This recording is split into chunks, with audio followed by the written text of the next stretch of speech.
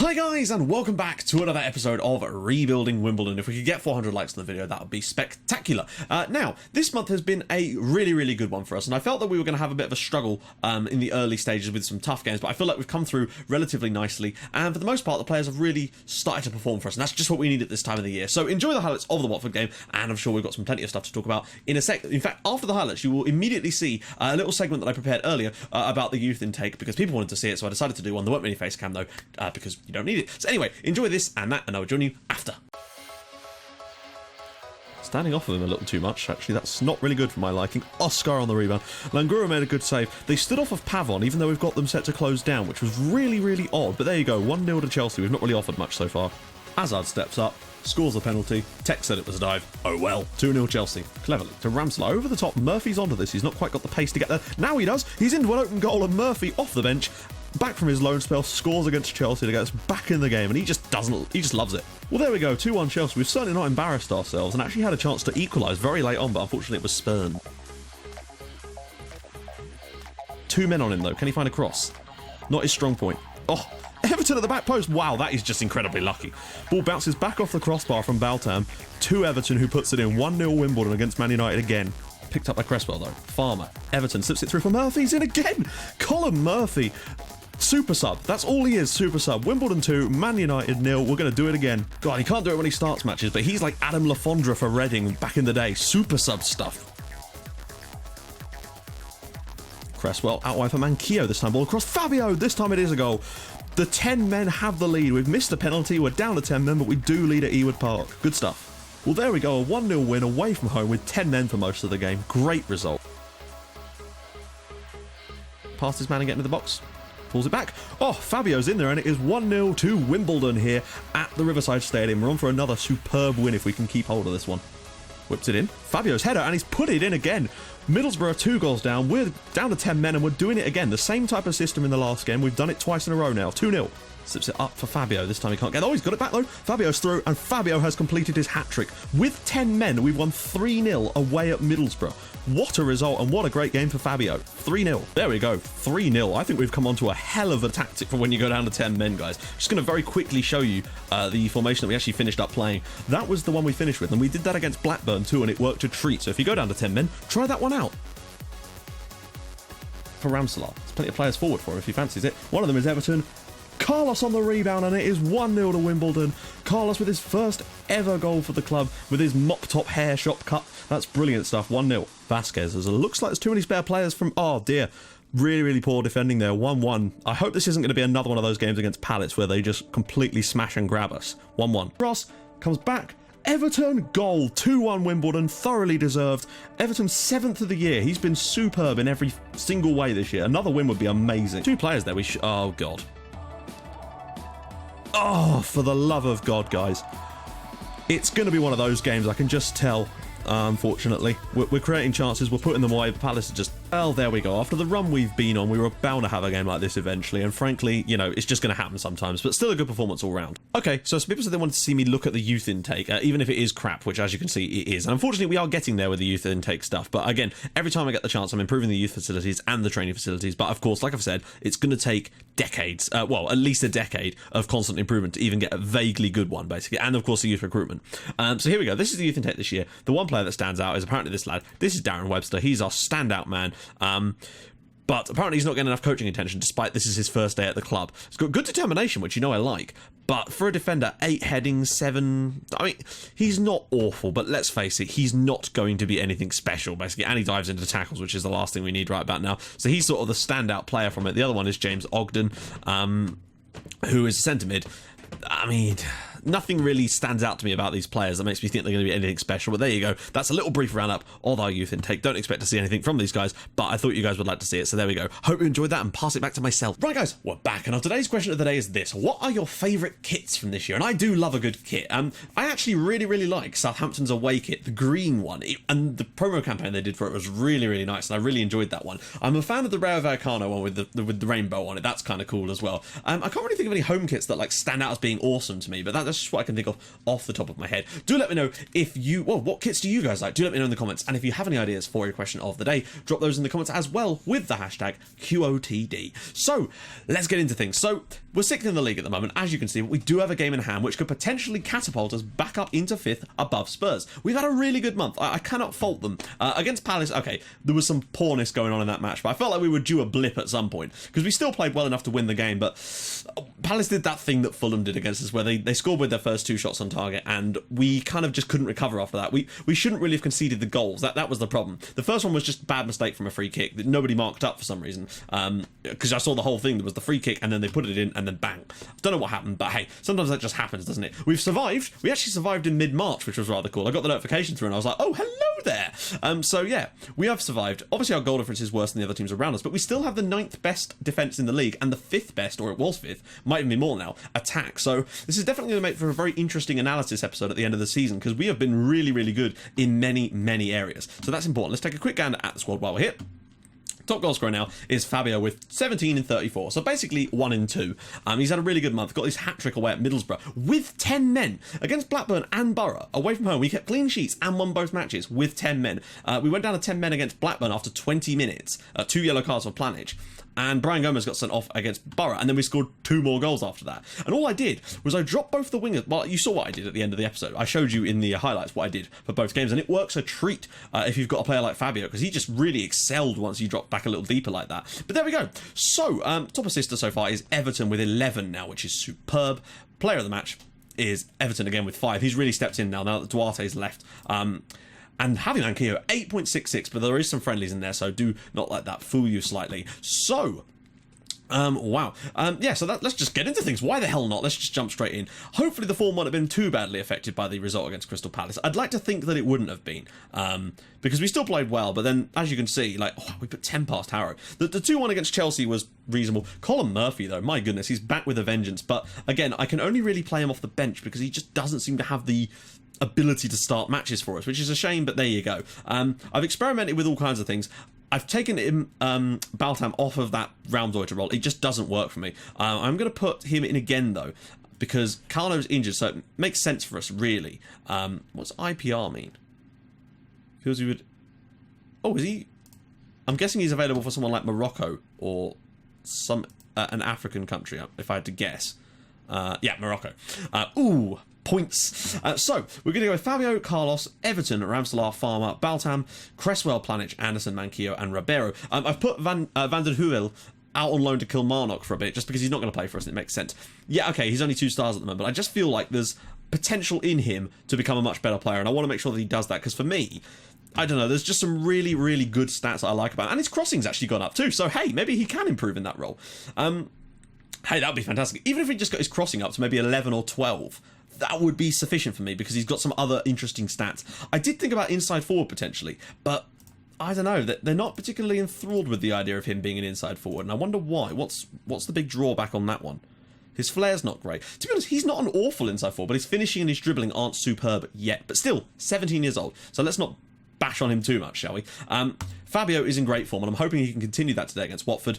He looked a little bit out of sorts, actually, against Palace, I have to say, so maybe he won't, because I actually have to bring him off to get, what's his name? Adam Kirk on, but sometimes that's just, you just need to do that. Marley is starting to get phased out a little bit now, because I prefer Adam Kirk because he's got the goals in his game, and Murphy's great off the bench, and Fabio's generally starting up there, and with only playing the one striker generally, because I've played this system again for every game this month, and I'm starting to think that it's just a better system in general, because, yeah, okay, the 4-4-2 has it has weaknesses, and I think this system is much more strong from a defensive standpoint. We've still got goals in our game when we want them. Yeah, okay, we may not score 5s and 6s with this, but we'll certainly get 3s and 4s occasionally, and that's fine by me. Fabio's broken the back line already. He's got 2 men on him. He's probably not going to be able to do much with this unless he can pull it back for someone. He does. Farmer, go on, Sammy.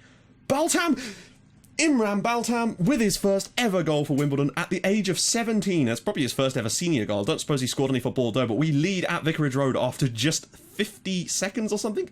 Great play. Really nice vision from Sam Farmer. He actually won Goal of the Month for that Yaya Toure-esque little bender into the far post. I've won Manager of the Month twice this year, which has been fantastic.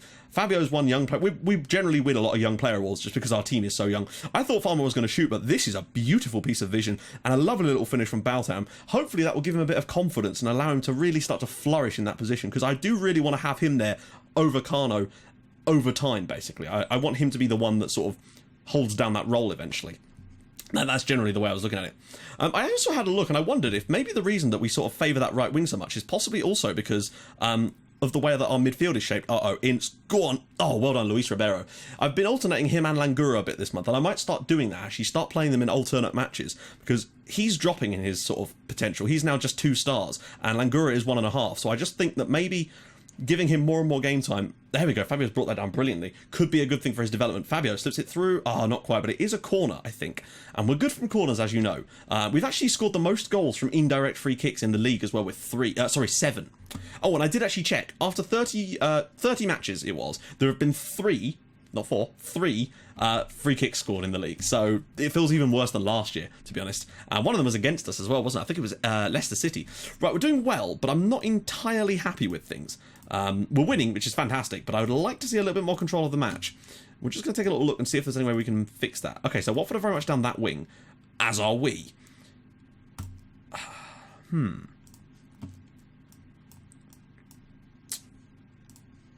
I know that might seem strange, but I'm actually going to put Ramselaar...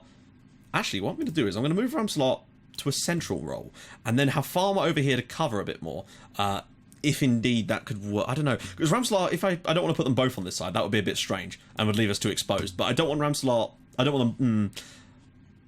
I just wonder if that's going to give us a slightly better cover over on that side. If Farmer's on that wing, he might be able to provide an extra body to try and just stop some of those crosses, or at least just congest that side of the pitch. That's the hope anyway, because Baltam, despite his good defensive stats in theory, he's not the best at getting back. Yanez now. This needs to be a header won by Cresswell, and it is actually, which is good. Then again, he was always going to win a header against Tom Ince. It's this sort of area where we might struggle against him. But he's done well again. Ward-Prowse is completing a few passes. There's 2. Right, that's better. Farmer's out there. There we go. That's much more like it. Don't screw this up. I have a horrible feeling we're about to screw this up. Oh, God. Oh, again, Baltam's not tracked his runner properly. He's still young, and he will learn, of course. Yakambash. Manquillo. Loveridge. Oh, Vilhena, and he must score. What a save. What a save. Ribeiro. That might just be man of the match performance. That right there was insane. Double save from him, and right, we do have to be a little bit careful here. He's on a 7.4, which is fine. I'm just gonna... They're definitely going down that wing, and I just wonder if dropping Everton back in like that... Actually, I'll keep Ramsey in the middle, so... No, that might work, actually. No, they'll be too close to each other, I think. I'll just keep them like that. Just dropping him back like that might just provide an extra body there. I want Everton to do some defending in this second half. We kind of need him to, really. I don't want to change. I'd like to change positions sometimes, but not over the top changes. Fabio's not been fantastic. Then again, nobody really has today. Nobody stood out apart from Javi Manquillo, interestingly. Do we make the change? Do we go for Adam Kirk for the last sort of 25 minutes? Just to use a bit of that legginess he's got off the bench. Sosloff, Fabio will... Oh my days. The throw-in's just gone straight to the guy. Dini. That was poor, and now we could end up being on the... Oh, well done, Mark Anderson. It's great to see him getting some more game time. Of course, it's come at the expense of Brian Gomez, who's suspended. But I think with those 3, we've got a decent 3 defenders. And again, we've got Bonnie, remember, to come at some point eventually into the team. Baltam, we're going to have to use this wing a little bit more. I feel like we still favour it, and I do think that's because of the shape. No, not quite. Hoban. Clear it. Farmer. Oh, I thought he was going to get sent off there. Dini probably could have done a bit better there. I think we need to go a bit deeper. If we don't concede from this play, which I'm hoping we won't. Oh! I hate those goals. I hate those goals. I hate those goals. The ones that aren't going in and then the goalkeeper puts them in. They're frustrating, but we've not been good enough in this second half to deserve that. I was just going to say we'll go a bit deeper, but I don't know if that's a good idea now. Ince cuts inside. It's the fact that this probably isn't going in, and then the goalkeeper just goes, there you go, have it. Disappointing. Disappointing. Okay. Okay, where do we go from here? Let's just take another look at the Pro Zone stats. Watford, it's all about that wing, and I don't really know what else we can do about it, though we are getting a little bit... Maybe we should actually go and exploit the other flank. I know that sounds strange, but maybe we should just try it. Maybe just push the tempo a little bit more. We've got the quality play. We've got the players and the quality to actually be able to pull off something like that now, so it makes sense that we would be able to try it, but it's been very even, and a 2-2 draw, if anything, sorry, not 2-2 draw, a 1-1 draw, maybe even Watford should shade this, to be honest. So if we got out of here with a point, I wouldn't even be that disappointed, although it would start to signal that we're perhaps going on to another little downward spiral. Okay, what have we got off the bench? Ramsdale's not been great. I'm going to get Masek and get some ball winning done, and I don't want to get Kim Dong-Hwan in. I might actually get Kim Dong-Hwan in for Aaron Cresswell, who's not had the best game either. Manquillo, though, he's been great. Ribeiro's had a decent game, but unfortunately that goal really has cost him on his rating. I might just... Should we just take a point? Should we just drop it a little deeper? Because they look like they've got pace in behind. I just wonder if maybe just getting out of here with a point wouldn't be such a bad thing. I do need to up the pass to mix, though, if we're going to do that. Right. I mean, it's fairly even. They've had some better chances, that's what I would say. And perhaps that's why they deserve the game win slightly more. But I think we certainly couldn't complain about getting a point here. But I do feel there's like a sting in the tail here. We're dropping a deeper enough to not have... Oh, that's a ball inside the fullback of any day of the week.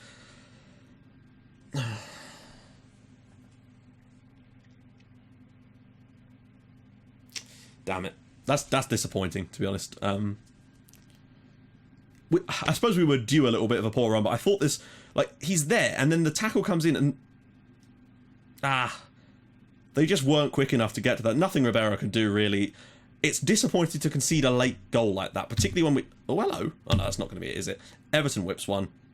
And cleared, and that'll do. God damn it. I still think that top 7 is yeah, that we should be winning. I'm going to say that. Because we should be at least doing better. We've not played that well, to be honest. I can admit that we didn't play that well today. It just didn't work out for us, really. But hey, 56 points on the board. We're 10 above Leicester now, and I think like top 7 is in the bag, really. That's great, and I think that could potentially give us European football next year. It just depends. Liverpool won the Europa, not the Europa League. What the hell am I talking about? Liverpool won the Capital One Cup, so in theory, that means that there will be another spot available. Does it not? Because if Liverpool already qualify for the Euro, oh, actually no. If Liverpool comes 7th. If we finish above Liverpool, they could potentially get the Capital One Cup. It could be a bit weird. I think we may end up relying on whoever wins the FA Cup. That seems to be the way that this could go. I want to just see if we can actually find that out while we're here. FA Cup. Who's still left in it? I don't suppose there'll be quite a few teams left. Okay, so Southampton, Middlesbrough, Man City, Villa. We need basically a Manchester City FA Cup win. Never thought I'd say that one, but we do. Because anyone else, and I feel like that's basically how it would be, is it not? If we were to... Take a look at this. Liverpool. I swear I said Liverpool won the Capital One Cup. I don't know. Oh, because then the runner-up would get Europa League, wouldn't it? Oh, damn it. I think it's going to be difficult for us to actually get European football, but still, a good finish is a good finish. Anyway, so in the next episode, guys, we're going to do the final game of the season, which is an away game against Burnley. We've got some winnable ones coming up. Swansea at home. Try and get the bogey off our back for well and truly now. Arsenal away will be difficult, though. Villa at home, winnable. Fulham away, winnable. Manchester City at home, probably not winnable, but you never know. There's some winnable games in there, and I think getting ourselves to sort of, well, what are we on now? We've got like 58 points, or is it 56? Oh, for the love of God. We're on... Oh, my days. I hate that.